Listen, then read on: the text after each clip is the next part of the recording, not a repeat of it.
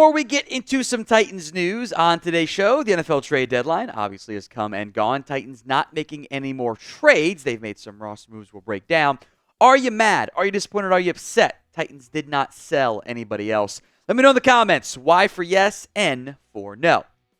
The Titans have added a player. This was really just because of injuries. Mike Edwards is set to sign with the team. Now, this requires a passing of a physical. He's been on the Bills all year long. I don't see how he flunks it, so technicalities remain to be sorted out there, but he's going to join Tennessee. This comes on the heels of the unfortunate Quandre Diggs injury. Edwards has bounced around the NFL a little bit. He's played a bunch of games, though. He started games. He was on the Chiefs last year, playing a pretty sizable role over the course of the season.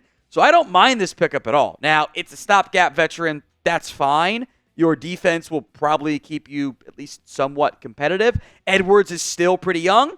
I got no complaints about this. He wasn't playing at all in Buffalo. He was kind of buried on that depth chart, which happens. He was stuck behind guys like DeMar Hamlin. Taylor Rapp spent a second-round pick on Cole Bishop. He had basically said, if you're not going to play me, trade me or let me go find a different team. Bills could not find a trade partner, but the Titans swooped in immediately. So that's good GMing. Don't trade for Mike Edwards. Once he gets cut, then go pick him up. I doubt he plays this week. Probably too much of a tight turnaround from a learning the defense perspective. You're going to have him on Hooker. Thought Mike Brown played pretty well in a small sample size last year. Still not convinced he's a great player, even though he did go to my alma mater. I think Edwards will eventually get some real playing time in Tennessee. You have a youngster in Julius Wood who should be up to speed now with the defense. So it sucks to lose Quandre Diggs. It kind of sucks not be able to trade him, which I thought could have been on the table had he not gotten hurt. I think there might have been some interest there in the veteran safety. But you needed safety help. I know it's a veteran, not a young guy, but it's not like Mike Edwards is necessarily old either. He's played a pretty good role in the past. He's like 28 years old. He plays well. You can always bring him back next season. So give me your one-word reaction to the Mike Edwards signing. Let me know in the comments section of today's show. One word, mine's depth. Fine is another one. One word to the Mike Edwards edition by the Titans. The Titans are also shuffling the practice squad a little bit. They've been very much willing to make adjustments and add players throughout the year. They have brought back Thomas Odukoya, who had spent time on the active roster. He played one game for Tennessee. That was back against the Bills. I think he had a handful of special team snaps. Tennessee's kind of shuffling back end of roster stuff with various additions and losses and everything. So he's back now on the practice squad, the former Eastern Michigan prospect. Javarius Owens is also joining the Titans practice squad. So this, again, adding extra safety depth because you're kind of super banged up with, you moved on from Jamal Adams previously, who is not signed anywhere else. Owens was a draft pick in 2023 by the Giants out of Houston. He played 3 games last year for the Giants, also all on special teams. This is probably somebody that the Titans staff didn't mind and had interest in him as a UDFA, adding extra safety depth there. A veteran corner who has also played some safety being added, Daryl Worley, who has been just the ultimate journeyman over the course of his NFL career. Maybe the name you're most familiar with, a third-round pick back in 2016 out of West Virginia. Mo spent several years in a row with the Ravens. I'm going to go rapid-fire his NFL career. Ready? Panthers, Eagles, Raiders, Cowboys, Bills, Raiders again, Cardinals, Lions, Ravens. It's a long journeyman career for the veteran player, and hasn't played at all yet this year. Started a few games for the Ravens last year. Wasn't particularly great. Maybe most known for his Raiders stint or the Ravens stint, but that's just the veteran guy that can play safety or corner for you. He was cut by the Ravens back in August. And then Cole Spencer, also making his way to return, I should say, to the Tennessee Titans. He's been I don't want to call him like a long-time Titan, but I feel like we've mentioned him in some capacity for several times. Former UDFA out of Texas Tech, was with the team back in 2024. So he's bounced around in terms of like he's on the roster, off the roster, practice squad, off the practice squad. Continues to kind of just hover around, maybe is the proper terminology there. Extra offensive line depth for a team that's battling some injuries there, which we'll talk about here in a little bit on today's show. which is made possible by our good friends over at Game Time. Game Time is the place for last-minute tickets to your next big event, which doesn't have to be a Titans game. It could be a Vanderbilt football game, since they're actually fun to watch now. Who had Vanderbilt being like a clearly better team than the Titans? Probably not many, but that was more of a comment, I think, on Vanderbilt than anything else. You can go to plenty of concerts in the Nashville area, too.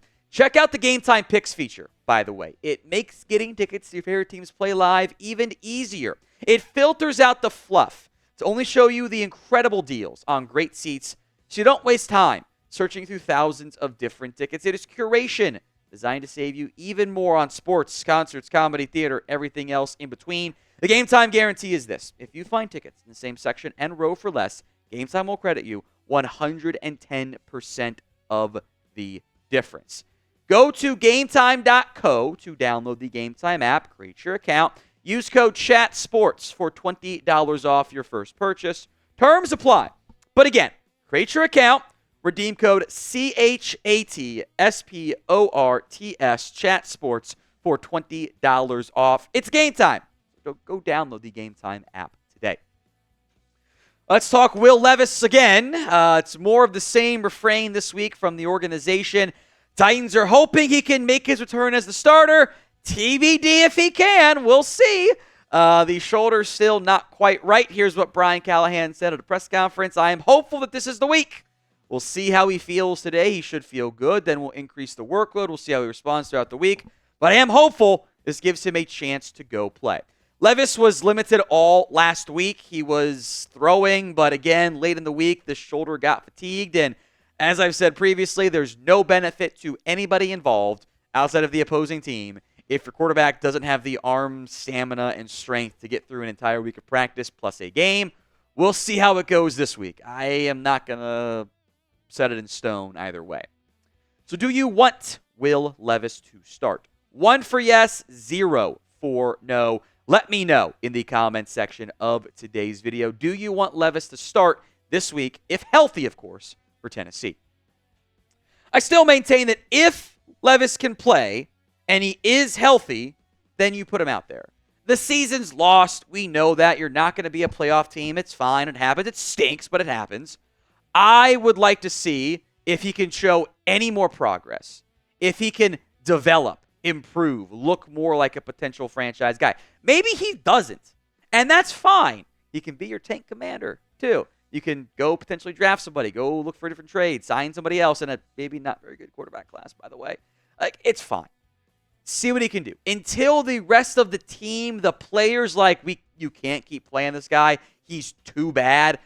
Until you run the risk of losing the locker room and the entire organization kind of falling apart around Levis and losing the head coach, all that drama that comes with playing the worst option, which maybe he is, maybe he isn't. I'm still kind of not sold on that. Then you keep playing him, and you just see what happens. Best case, he takes a massive step forward, balls out the back half of the year, and you go, okay, he's our guy next year and hopefully beyond. If not, he's bad, keeps turning the ball over, makes the boneheaded plays, the meme-worthy mistakes every week. Tank commander. Mason Rudolph also probably isn't going to win you very many more games anyway. He's also been a bit of a turnover machine this year. Not to the same laughable level, but 1-to-1 ratio isn't good either. It is better than 1-to-2, but not like he's making a bunch of plays either. So ride it out. Whatever the Titans coaching staff does, it's fine. You're very much staring on the barrel of needing a QB next year. Our goal is 10,000 subscribers here on Titans Today. We are a little over 300 away. Hit that sub button right now, youtube.com/Titans Today. I did want to mention briefly the offensive line situations here as well. Might be some more shuffling this week. They've been playing Leroy Watson, John Uzroku, getting reps at right tackle. With Lloyd Cushenberry, unfortunately, now out for the season. You might see a player get called up here in a minute. But Dylan Radins is a bit banged up right now. Has been 100%. If he can go at right guard, he's going to go at right guard. He will start there again. If he cannot go, it sounds like the plan from Brian Callahan is to put Daniel Brunskill in at right guard, much like it was last week. And if Radins can go, the Titans still want to start Brunskill. He'll go play center. Otherwise, it'd be Corey Levin, who is on the practice squad. You can call him up. You got another couple game day call-ups available there. So you might have some shuffling from Tennessee this week. We'll probably know by Thursday. If Radens can't go by Thursday practice-wise, it's probably going to be Levin and Brunskill at center and right guard.